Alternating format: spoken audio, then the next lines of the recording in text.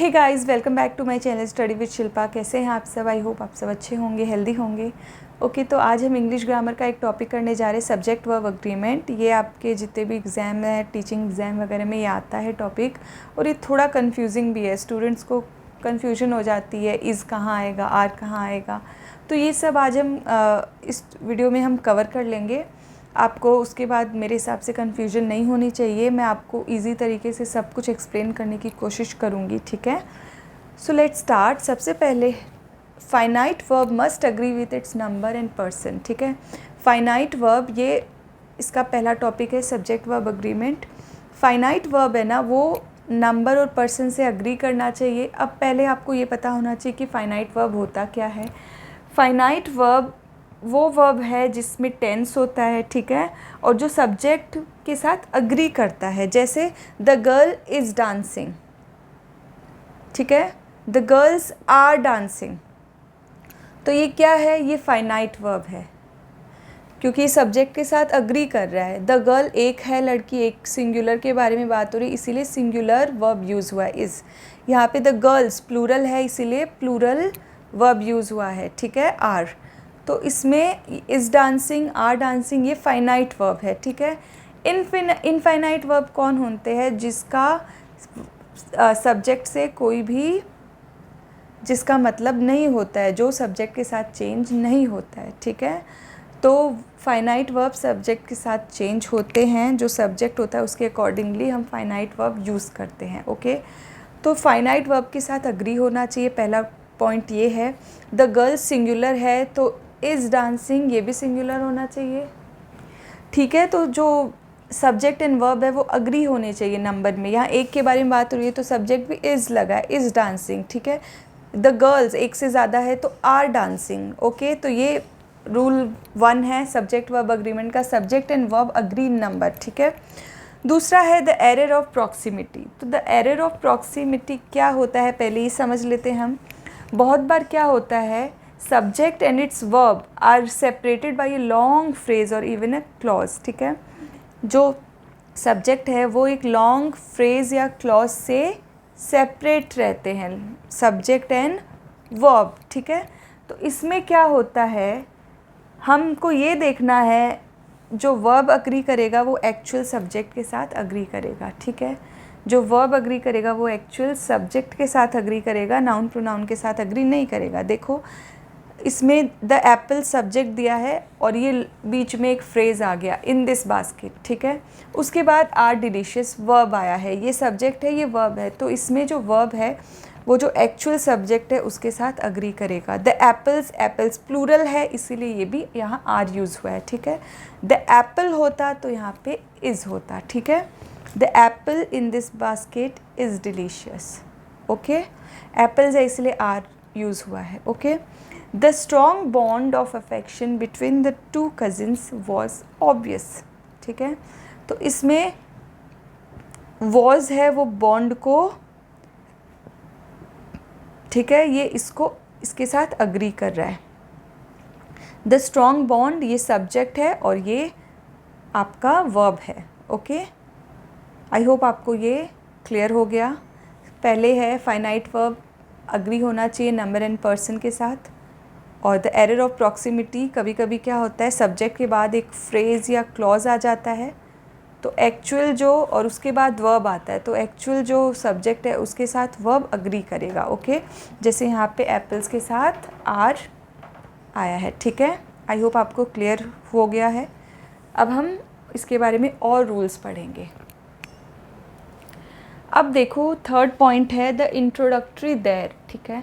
अगर कोई sentence there से शुरू हो रहा है तब क्या होगा, तब जो सब्जेक्ट होगा, ठीक है, जैसे इसमें प्रूफ सब्जेक्ट है, इसमें फ्लॉज है, उसको देयर के तुरंत बाद जो वर्ब आएगा वो उनको करेगा फॉलो, ठीक है, वो उसके साथ अग्री करेगा। जैसे देयर इज़ नो प्रूफ, तो प्रूफ सिंगुलर है इसीलिए यहाँ पे देयर के बाद इज़ आया है, ठीक है, singular. There are major flaws, flaws है आपका प्लूरल, इसीलिए यहाँ पे देयर के बाद आर आया है, ठीक है। तो जो सब्जेक्ट होगा देयर के बाद जो वर्ब आएगा वो सब्जेक्ट के साथ अग्री करेंगे, ठीक है। There is no proof of his involvement, there are major flaws in your argument. ठीक है, आई होप आपको ये क्लियर हुआ है, ये समझ में आया आपको। नेक्स्ट पॉइंट है टू और मोर नाउन्स और प्रोनाउंस जॉइन बाय एंड। ठीक है, दो नाउन या प्रोनाउन अगर हम एंड से जॉइन करते हैं तब क्या आएगा ये हम देखेंगे। ठीक है, ही एंड आई, इसमें दो प्रोनाउन है ही एंड आई। ठीक है, were given responsibility of managing the stage. तो जब यहाँ पे दो हो गया मतलब प्लूरल हो गया तो इसके साथ हम वेयर लगाएंगे, वॉज नहीं होगा। ठीक है, ही एंड आई के साथ हम वेयर लगाएंगे because he and I plural हो गया। Okay, next, if noun refers to the same person और थिंग, अगर नाउन कि सेम पर्सन या थिंग के बारे में बात करा है तब हम सिंगुलर वर्ब यूज़ करेंगे। ठीक है, for example the director and producer of the movie was present. इसमें द डायरेक्टर एंड प्रोड्यूसर ये एक ही पर्सन सेम पर्सन के लिए बोला गया है, सेम पर्सन के लिए बोला गया है जो डायरेक्टर भी है मूवी का और प्रोड्यूसर भी है, इसीलिए वॉज लगाया है। ठीक है, सिंगुलर वर्ब लगाया है क्योंकि ये एक ही पर्सन के लिए यूज़ हुआ है। ठीक है, अगर ये दो पर्सन के लिए यूज़ होता, डायरेक्टर कोई और होता, मूवी का प्रोड्यूसर कोई और होता, तो यहाँ पे द एक बार और आ जाता, the director and the producer, तब हम वहाँ पे वेयर लगाते। ओके, लेकिन यहाँ एक ही पर्सन है, सिंगुलर आपका है सब्जेक्ट, इसीलिए सिंगुलर वर्ब यूज़ हुआ है। ठीक है, आई होप आपको ये चीज़ क्लियर हो गई। ओके, नेक्स्ट पॉइंट है the nouns express a single idea. अगर नाउन एक सिंगल आइडिया एक्सप्रेस करता है तब सिंगुलर ही यूज़ होगा। ठीक है, सिंगुलर वर्ब यूज़ होगा। The sum and substance of the poem is given below. इसमें sum and substance of the poem, ये सिंगल आइडिया पोएम के बारे में बता रहा है, इसीलिए यहाँ पे इज़ यूज़ हुआ है जो सिंगुलर वर्ब है। ठीक है, नेक्स्ट, अगर किसी सेंटेंस में as well as with not only but also है तब इसके क्या रूल है ये हम देखेंगे। ठीक है, अगर कोई सेंटेंस में एज वेल एज है तब जो वर्ब है वो पहला जो ये सब्जेक्ट आएगा उसके साथ अग्री करेगा। ठीक है, फर्स्ट में जो सब्जेक्ट आएगा उसके साथ अग्री करेगा। Mister Das as well as his friends has escaped unhurt. ठीक है, इसमें दो सब्जेक्ट हैं, mister Das and friends, his friends.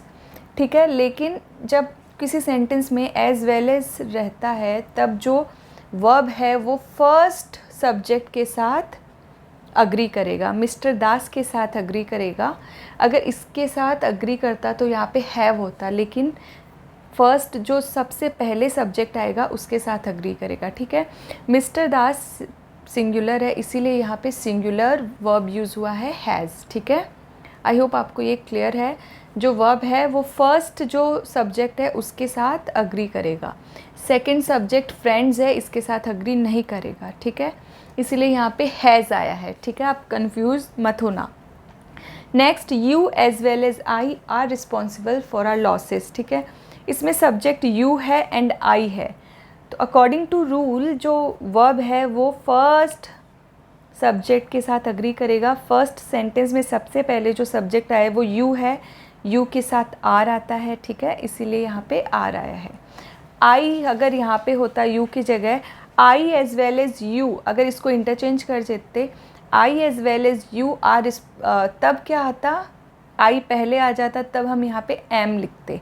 Suppose you के प्लेस पे आई है, यहाँ पे आई के प्लेस में यू है तब पहला सब्जेक्ट क्या आई बन जाएगा और यहाँ पे तब एम आएगा। I as well as you am responsible for our losses. ठीक है, तो जो सबसे पहले आएगा उसके साथ वर्ब अग्री करेगा। ओके, अच्छा, नॉट ओनली बट ऑल्सो का क्या रूल है? Not only the principal but the teachers also have played an important role. ठीक है, इसमें इसका उल्टा है, जो बाद वाला सब्जेक्ट होगा उसके साथ वर्ब अग्री करेगा। पहला सब्जेक्ट है प्रिंसिपल, दूसरा है टीचर्स, इसमें जो वर्ब है वो बाद वाले सब्जेक्ट के साथ अग्री करेगा, टीचर्स के साथ अग्री करेगा। ठीक है, टीचर्स प्लूरल है, मोर देन वन है, इसीलिए यहाँ पे हैव प्लेड आया है। ठीक है, अगर यहाँ पे सिंगुलर होता तो यहाँ पे हैज़ होता। ओके, आई होप आपको ये क्लियर हो गया है। प्रिंसिपल के साथ अग्री नहीं करेगा क्योंकि प्रिंसिपल सबसे पहले आ रहा है सेंटेंस में सब्जेक्ट, जो जो बाद वाला सब्जेक्ट है उसके साथ अग्री करेगा, ठीक है। प्रिंसिपल है और टीचर्स है, ये दो सब्जेक्ट है, तो बाद वाले के साथ अग्री करेगा एज वेल एज में पहले वाले के साथ अग्री करेगा। सेंटेंस में जो सबसे पहले सब्जेक्ट है उसके साथ अग्री करेगा, और नॉट ओनली बट ऑल्सो अगर आया किसी सेंटेंस में तब वो बाद वाले सब्जेक्ट के साथ वर्ब अग्री करेगा, ठीक है। आई होप आपको, अगर यहाँ पे टीचर होता, टीचर्स नहीं होता तो यहाँ पे हैज़ प्लेड हो जाता, ठीक है। आई होप आपको ये चीज़ क्लियर हो गई। ओके, नेक्स्ट पॉइंट है, अगर आइदर और या नाइदर नॉर किसी सेंटेंस में है तब हम क्या करेंगे, ठीक है। अगर दो सब्जेक्ट है जिनको आइदर और या नाइदर नॉर से जोड़ा गया है तो वर्ब अग्री करता है, जो बाद वाला सब्जेक्ट आएगा उसके साथ अग्री करेगा, ठीक है। जैसे आइदर यू और Gaurav is responsible for this mistake. First subject है यू, सेकंड है गौरव, तो जो वर्ब है वो जो बाद वाले सब्जेक्ट के साथ अग्री करेगा, ठीक है। यू पहला है, इसके साथ अग्री नहीं करेगा, बाद वाला गौरव है, इसके साथ वर्ब अग्री करेगा। गौरव सिंगुलर पर्सन है तो इसी के साथ इज़ आया है, ठीक है।